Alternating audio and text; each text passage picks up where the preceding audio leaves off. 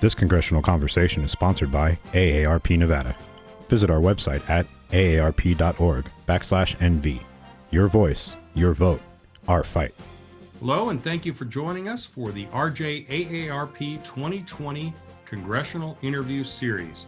I'm your host, Steve Sebelius. We'd like to thank our sponsor, the AARP, and also all of the candidates for the U.S. House of Representatives who've agreed to participate in these very important discussions. Today, we'll be joined by Congresswoman Susie Lee. She is the Democratic incumbent in the 3rd Congressional District. Prior to running for Congress, she was a philanthropist. She was board chairwoman of the Communities in Schools program. Congresswoman, thank you so much for taking the time to join us today. Thank you, Steve, for having me. And I want to thank the AARP and all of their members have been strong partners with me as we've worked on legislation since I've been in office. So really happy to be here today. Excellent, excellent. Well, let's get started right off. We're doing this discussion via Zoom. Normally, you and I would be in a studio somewhere. We'd be talking face to face and talking about these issues, but we're socially distanced because of the coronavirus. The shutdown of the economy that was necessary because of the coronavirus to mitigate the spread of that has resulted in a lot of unemployment. And as you know, here in Southern Nevada, we've had Depression era levels of unemployment, and that has hit people over 50 particularly hard. What ideas do you have to help those older residents over 50 recover from this calamity? Yeah, first of all, Nevada has been ground zero for the economic devastation from this pandemic. And so many people have been forced to give up their livelihoods so they can save people's lives. We have record unemployment and people are really struggling. And it sort of coincides with at a time when we're seeing more and more seniors involved in the workforce. And we know that because of this pandemic, many jobs just aren't going to come back at the same levels that we've seen. And a proud piece of legislation, I was original co-sponsor on the Aging with Dignity Act, which we'll talk about in some detail later. But one provision of that was to provide for workforce development funding and resources for seniors. We know so many people are working longer and longer in their life and view it as a way to actually stay young. But they see a change in their jobs. I mean, for instance, my father went through this situation when he was 56 years old. He was an engineer. He was laid off at a steel company in Ohio and was faced with competing with younger people who had different training. I mean, he was still using a slide rule and computers had just come out, and so, but that's what a lot of our, older workers are dealing with right now. I just had a man on one of my roundtables just last week. He was an IT person and, he's been in IT for 20 years. And as we start to rehire people, he's going to be up and, competing against younger people who have newer skills or, have different training. So providing that's a great for that example, additional... though. Your dad, that person you met at that roundtable, those are great examples because I will bet that your dad had more experience and was a better worker than a lot of these younger people, even though they have different training and there's always new technology to master. The older workers do have more experience, but employers tend to look at them as more expensive, right? Like this person is going to demand a higher wage because they have that experience. This person is going to be more expensive when it comes to insurance. It's illegal to discriminate in hiring against older people, but there's still that prejudice, isn't there? That prejudice that hiring a younger worker, you could hire two for the price of one older worker. It's tough for older people to compete. And it's tough because, of the training. People feel like I can train this one worker and possibly have them on my payroll for 20 years, 30 years. If I hire someone a little older, I'm going to see turnover in that. And so that's why the program that I supported in the Older Americans Act, or it's called Aging with Dignity, is so important to make sure that we're providing the workforce training for seniors so they can go get jobs that pay at comparable levels. I mean, a lot of times you're finding people who are getting laid off in their mid 50s, early 60s, are then going to find jobs that just simply don't pay what they're used to. That's certainly what my father experienced. And, not to mention financially, but emotionally, it was truly devastating. Yeah, absolutely. That is a tough thing for older folks. Well, listen, we're going to take our first break, but when we come back, we're going to be talking about more about the coronavirus and also about the Affordable Care Act. So stay with us as our AARP 2020 Congressional Interview Series continues with Congresswoman Susie Lee. Today is full of opportunity to connect with others, grow as a community, and even improve lives. And AARP is in Nevada, helping to make it all happen, with resources to help you steer clear of fraud, helping to make our community accessible for all, and fun and educational events all over our state. Because AARP has real value for you, your family, and for everyone in Nevada. So let's take on today together. Learn more at facebook.com/AARPNV. Welcome back to the Review Journal AARP 2020 Congressional Interview Series. We're speaking with Congresswoman Susie Lee. She's the Democratic incumbent in the all-important and very closely divided 3rd Congressional District here in Southern Nevada. Congresswoman, we've been told, we're not going to get back to normal until there is a coronavirus vaccine. We are hearing different things about the procedure for approving that vaccine. The news broke earlier today that the FDA has adopted rules that make it very unlikely that a vaccine will come before the election, although the administration was pushing for that. What can you tell us about the development of the vaccine? Older people are likely going to be among the first to get the vaccine because they're more susceptible to the coronavirus. So I imagine they're very curious about the procedures, the safety. What do you tell people when they ask? Well, listen, I, like everyone else, want to see this pandemic come to an end. And first and foremost, there's this project called Project Warp Speed, which was funded through the CARES Act, basically getting additional funding into vaccine development. Reports have been out lately that this process of approving it has become highly politicized. And I worry that it will have an impact on the reputation of our public health. Our CDC and FDA have had unblemished reputations in terms of supporting the safety of Americans. And so I'm just worried that that's becoming politicized. But a vaccine's in the works. We don't know when there's going to be an announcement. But the bottom line is, even with a vaccine, is this going to be a vaccine like one you get for mumps, where you're 100% protected from getting it? Or is it, where you, from other flu shots, where you have a 50% reduction in a chance of getting it, or that the symptoms just aren't as severe? And so there's a lot of uncertainty around this vaccine. And obviously we're in a hurry to get it developed. But most importantly, we would be so far along in this pandemic in terms of beating it if people from the very beginning and consistently have practiced the CDC guidelines of wearing masks, social distancing, washing your hands. First of all, people think that wearing your mask is really to protect you. It's actually to protect other people. You have a greater probability of reducing the spread by wearing a mask. Rather, if you're wearing it and someone else is not, and they're infected, you have a lower chance of getting it. So this is really about a collective effort, and it's wearing these masks to protect all of us so that we all can get on our feet. We all want our children to go back to school. We all need our businesses to open up. And so I just implore everyone, and I know many people who are listening today have practiced that, but to continue to do that. And in the meantime, I'll push to make sure we have transparency and clarity around the vaccine development. But I, like many people, am rooting for its success. I hope that it is done in a scientific manner and we can trust the safety of it. And more importantly, that people actually do it. That take advantage of it when it is available. Absolutely, that is good advice.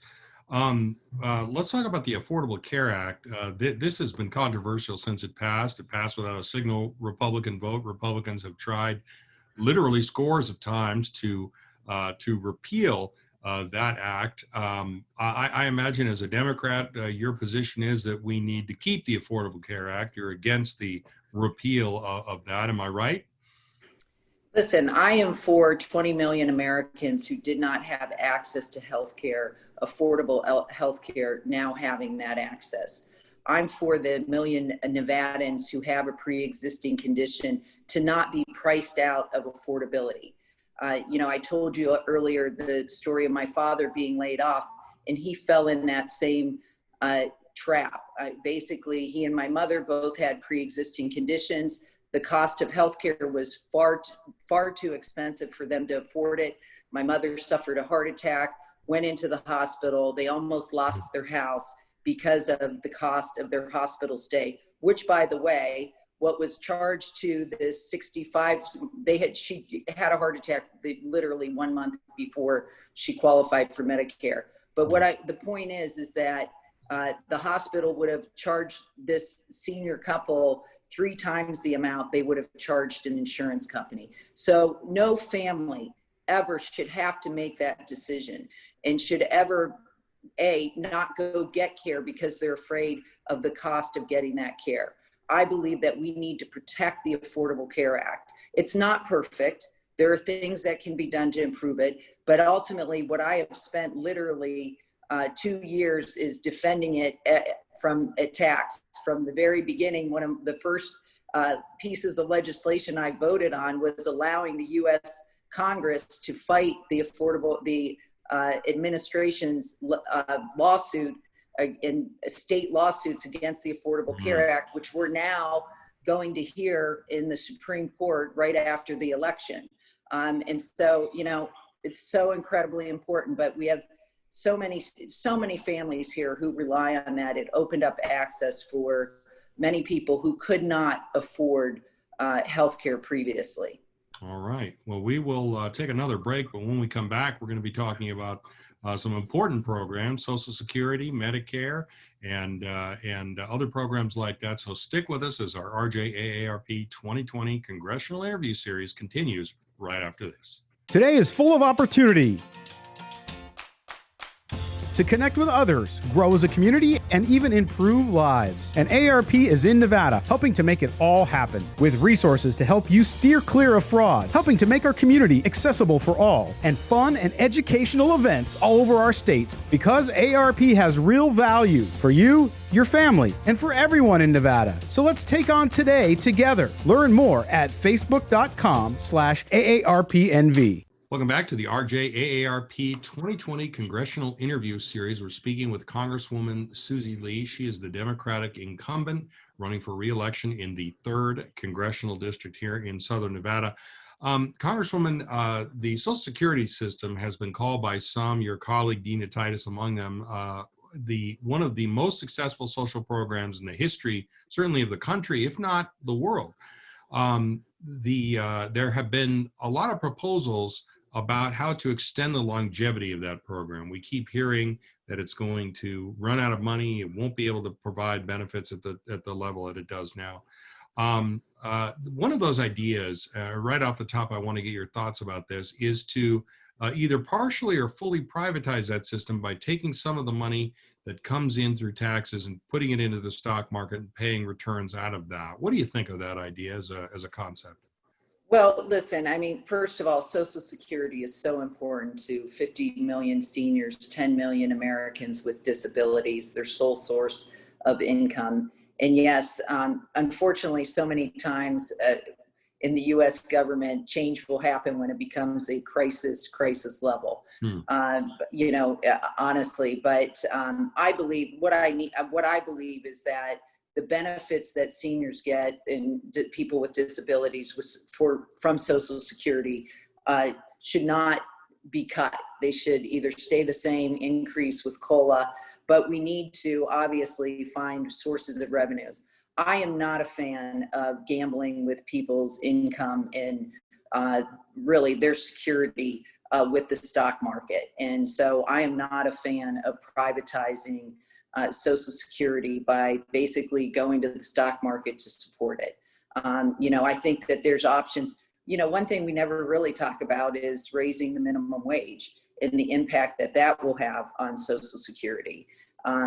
Because so many of our lowest income Americans, are basically relying on Social Security. So if they can have an increase in salary in the beginning and pay into it, it will obviously help. It's not going to, eliminate the imbalance, but will help it. I think we need to look at progressive options for how we manage this, but I certainly don't believe privatizing it is the answer. Yeah, you know what? You're absolutely right. You are the only person in our interview series so far to link that issue, the minimum wage, to Social Security in terms of people paying in at a higher rate earlier in terms of extending the program.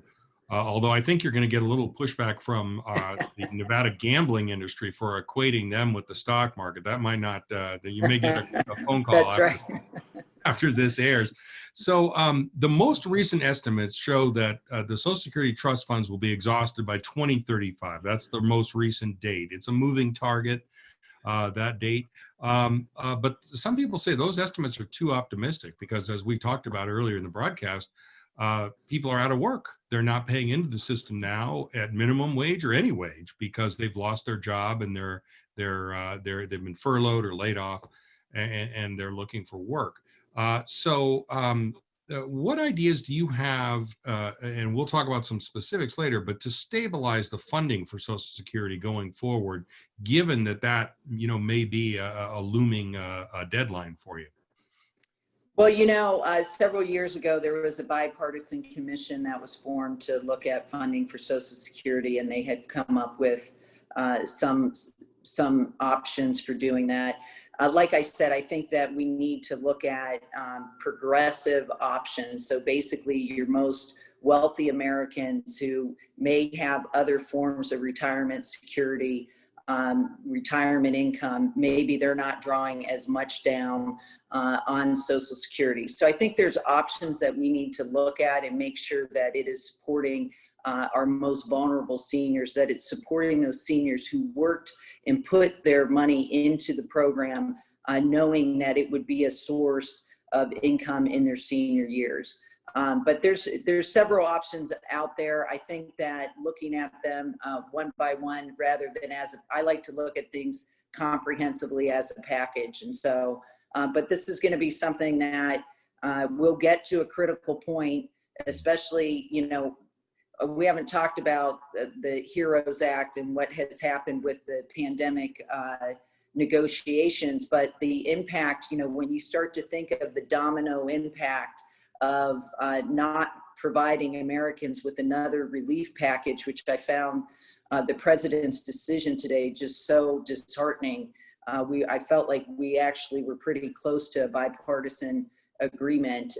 But when you think about what it's going to mean for Americans who are going to be out of jobs for longer, the support that we're getting for our state and local governments, for Medicaid, I'm just really worried. And that's why I'm going to continue to work.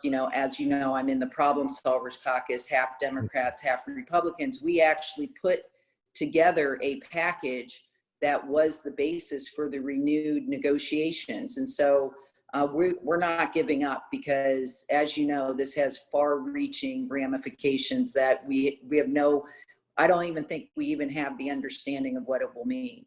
Yeah, well, we will actually go through this, look fairly comprehensively at it. So I'm glad you said that that's the way you prefer to do it. So that's the way we prefer to do it here as well. So we will do that after we take our next break in our AARP 2020 Congressional Interview Series. We'll be right back right after this. Today is full of opportunity to connect with others, grow as a community, and even improve lives. And AARP is in Nevada, helping to make it all happen, with resources to help you steer clear of fraud, helping to make our community accessible for all, and fun and educational events all over our state. Because AARP has real value for you, your family, and for everyone in Nevada. So let's take on today together. Learn more at facebook.com/AARPNV. Welcome back to the RJ AARP 2020 Candidate Interview Series. We are talking about Social Security with Congresswoman Susie Lee, who's the Democratic incumbent in the 3rd Congressional District. Congresswoman, I think everybody agrees with something you said earlier, which is that Social Security is an extremely important program.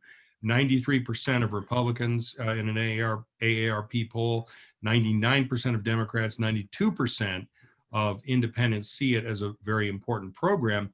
But in that same poll, 57% of people said they were worried about the future of the program. They said either that they don't trust the government to keep its promises, that they think the money is running out, that they think politicians have taken money from the trust fund in the past, which is true, and they're just not confident in the future of the program. When you hear that on the campaign trail, when seniors come up to you and say that, what do you tell them?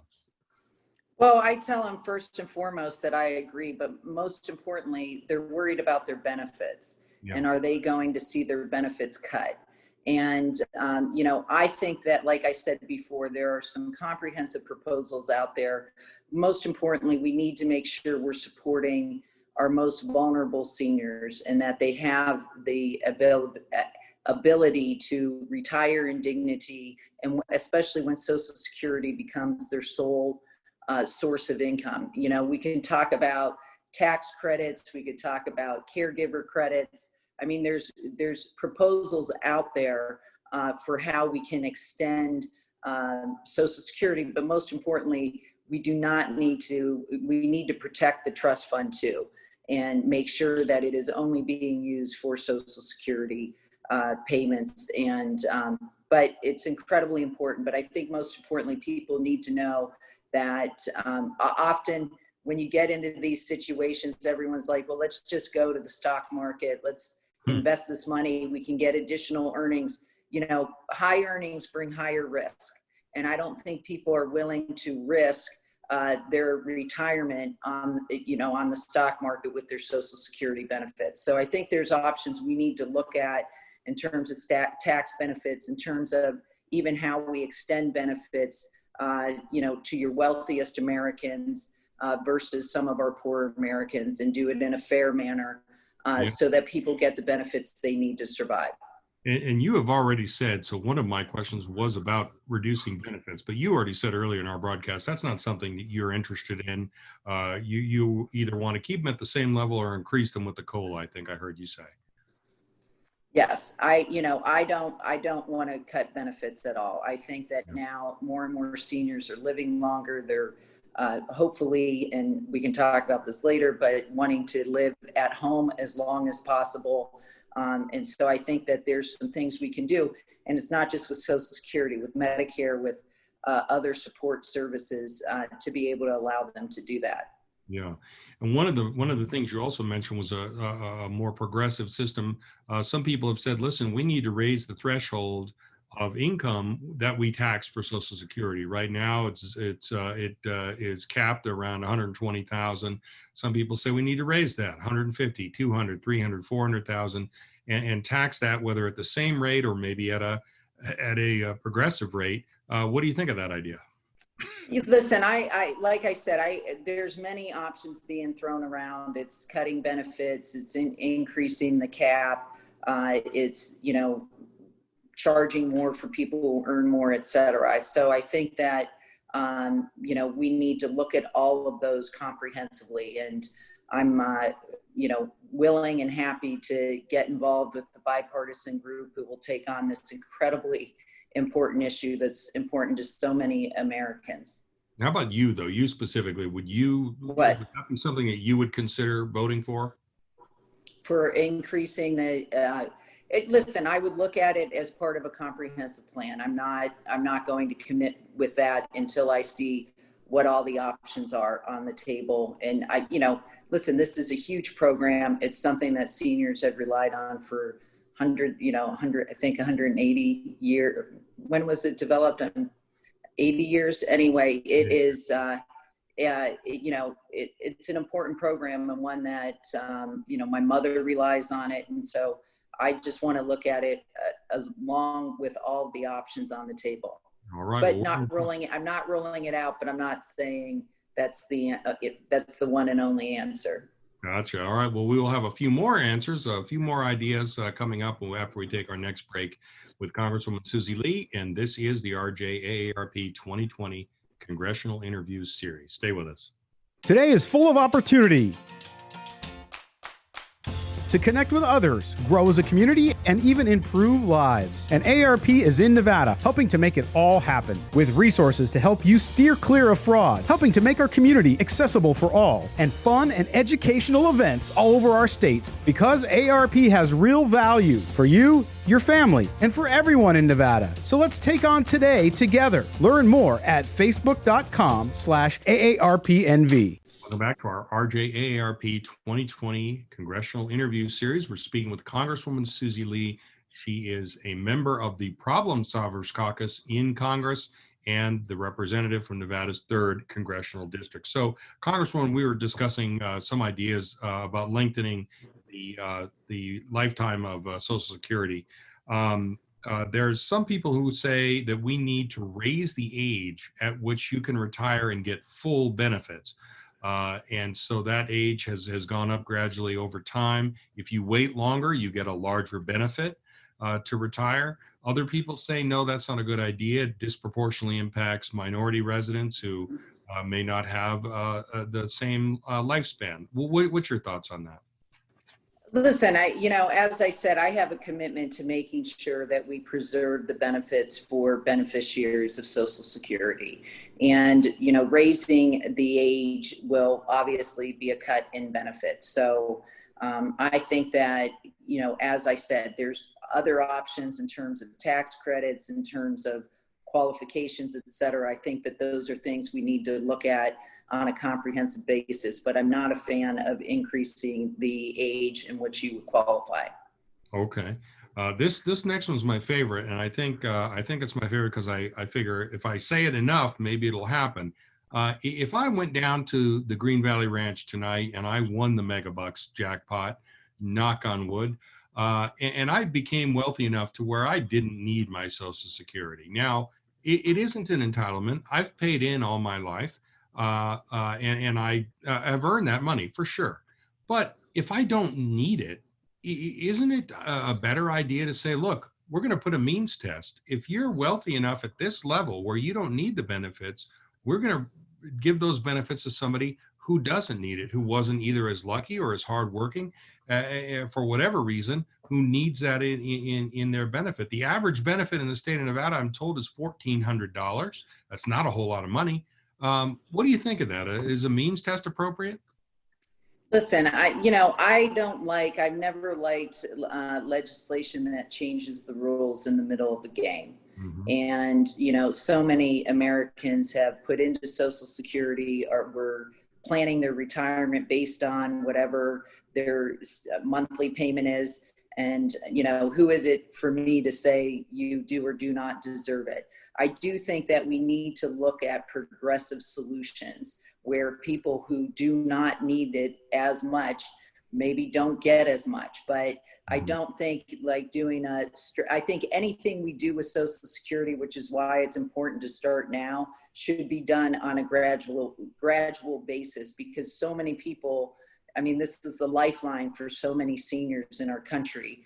And so having, a snap the finger, make a change is not going to be, it's just not going to work for many Americans. So I think we need to get on this issue immediately and start making some of these determinations.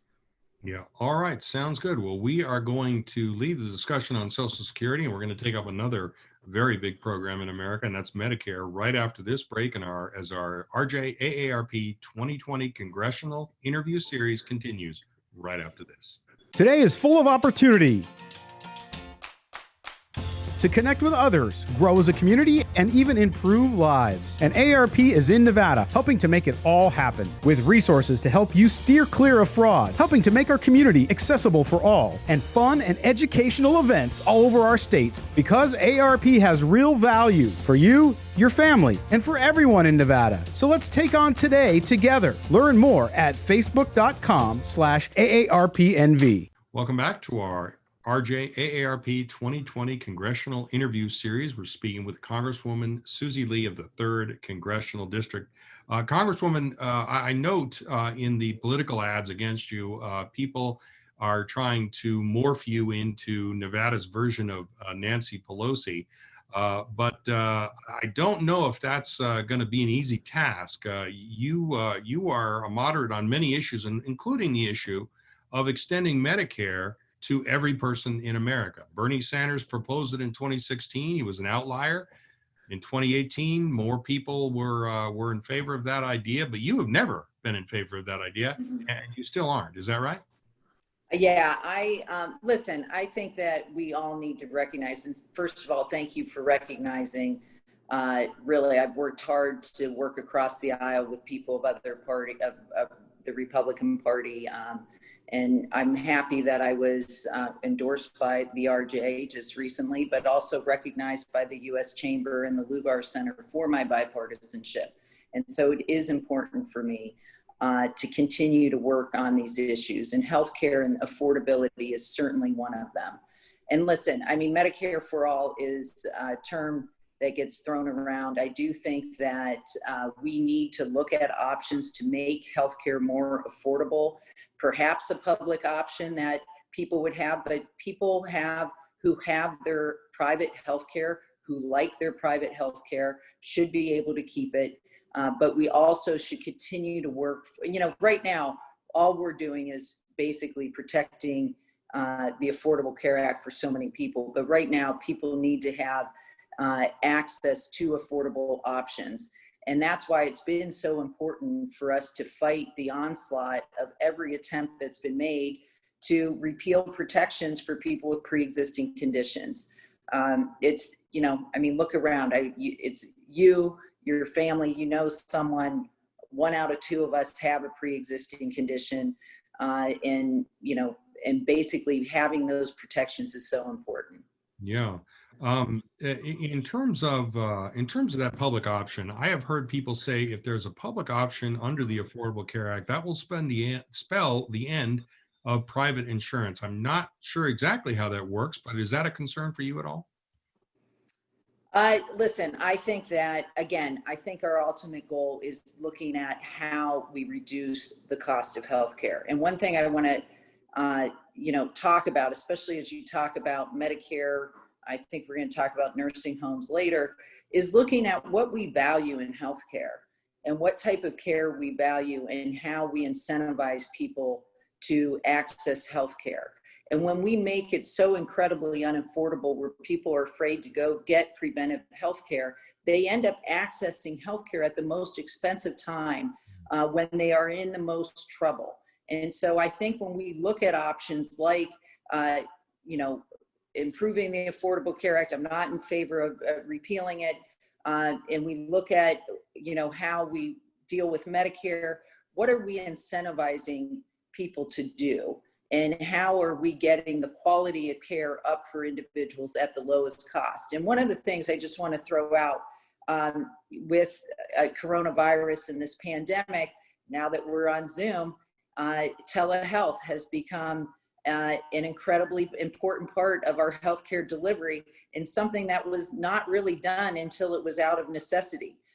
As you know, I'm a member of the Veterans Affairs Committee, also the chairwoman of the Technology Modernization Health Record Subcommittee, and we've seen 1,000% increase in terms of veterans being able to access healthcare via telehealth. So I think we need to look at the whole, I'm just going to say the whole area of healthcare, and how are we getting people to access healthcare at the lowest cost, but not jeopardizing their outcomes and their health, and encouraging them to access preventive healthcare. Yeah, well, it's funny you should mention that. I just had a telehealth appointment before I spoke with you today. And so this is a much better conversation, by the way. I just need to say that. Do you? I had an in-person one. Your colleagues, Dina Titus and Congressman Stephen Horsford, have advocated that Medicare should be able to negotiate use its purchasing power for lower prescription drug prices. Congressman Absolutely. even told me that the savings from doing that will allow us to expand the program. So sounds like you're in favor of that. Oh, absolutely. First of all, being on the Veterans Affairs Committee and looking at what the VHA does, they negotiate for healthcare prices, but you look around, to think about, it would be $369 billion over the next 10 years in savings. And that's why I was a proud co-sponsor, and I voted for the Lower Drug Costs Now Act. This was the Elijah Cummings Prescription Drug Act, which had some major provisions in it. One of them being allowing Medicare to negotiate for prescription drug prices, but also applying those prices to private companies. When you think about insulin's been around for 100 years, but yet we've seen 1,000% increase in the price of insulin over the last decade. And so we have to do something to control the incredible increases in prices that we're seeing across this country. One thing that was an important piece of that act also was the $2,000 cap on expenditures for prescription drugs for Medicare recipients. So many important pieces of that legislation, bringing the cost of prescription drugs down, which is so important to so many Americans who, are forced to either make the tough decision to not take the full dose, which has its own health ramifications, or forego it completely.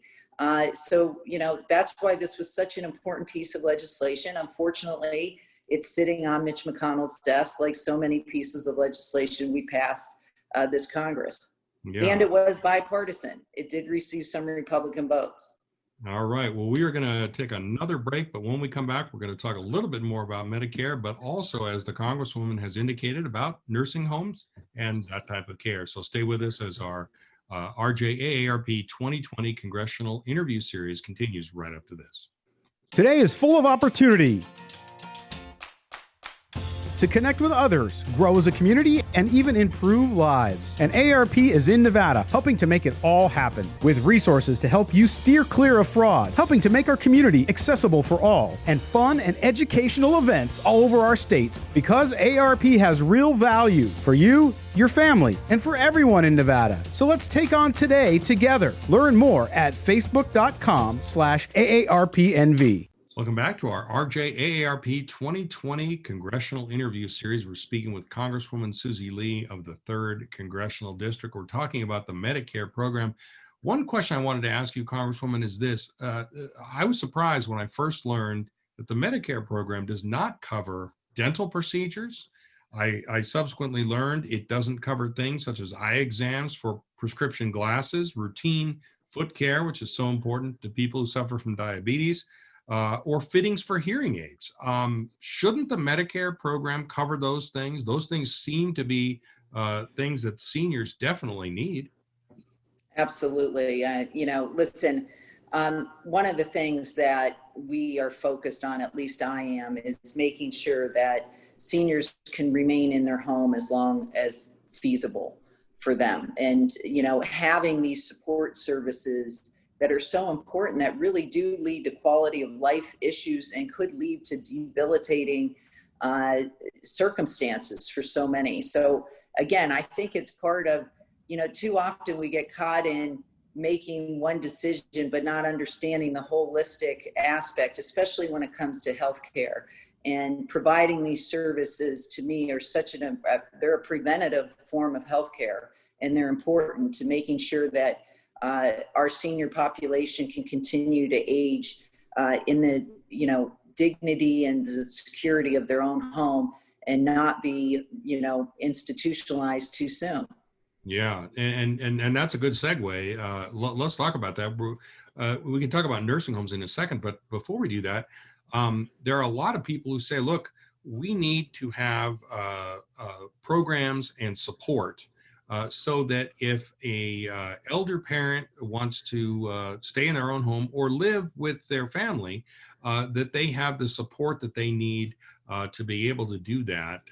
What do you think can be done on that front to keep folks in their own homes or to help them stay with relatives so that they don't have to go to a nursing home in the first place? Yeah, listen, this was an important part of the Aging with Dignity Act, of which I was an original co-sponsor. It passed in this Congress.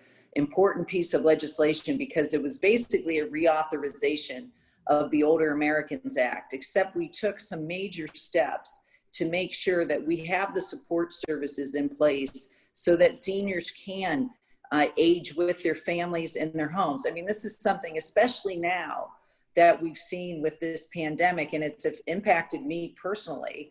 My mother has dementia, was in an assisted living facility, came up 20 cases in that facility, and we literally were forced to make the decision to pull her out, and she is now living with my brother in his house. And so this is something that's going to be so incredibly important. And, you know, you asked me to talk about some pieces of legislation. This is a really important issue to me. First of all, knowing, you know, demographically, we're going to see more and more people enter their senior years. You know, my experience with my own parents and family and friends, people want to remain home in their own home as long as possible. And as I talked to you, we need to incentivize them to do that. And it comes with what type of support we're offering. And that's why I was a proud sponsor of the Direct Care Opportunity Act, which basically provides for the resources and training for direct care workers.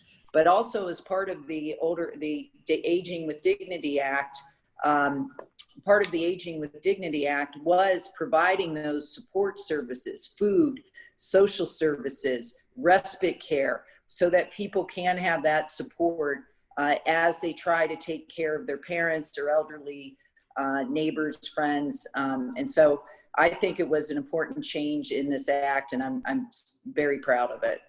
Absolutely. Well, we will take our final break, and we'll be back with more in our AARP 2020 Congressional Interview Series. Stay with us. Today is full of opportunity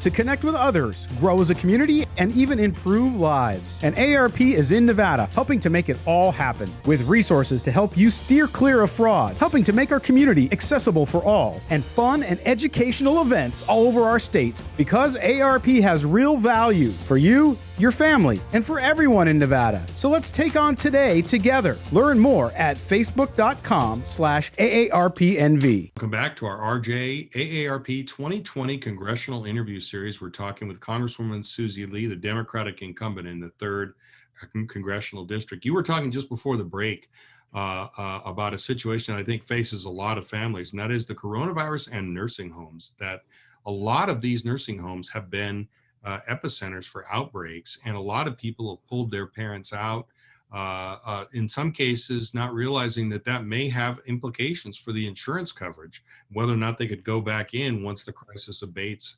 and all of that. What do you think Congress ought to do with respect to nursing homes and COVID? Should there be more PPE supply? How should Congress handle that situation? Well, listen, I think first and foremost, we need to ensure the safety of the patients of nursing homes and transparency around what's happening within the nursing homes. Many states, in the beginning, that seems like so long ago, but we didn't even have a reporting mechanism for tracking, cases within a nursing home, nor did they have the testing that was available for their workers. I think, first of all, just number one, the pandemic obviously having an impact on so many seniors, obviously in nursing home, but to me, it's also, it reflects the tough issues of running a nursing home. And, first of all, many of the employees are lower paid employees. They're accessing, they're traveling, they're going from multiple nursing homes.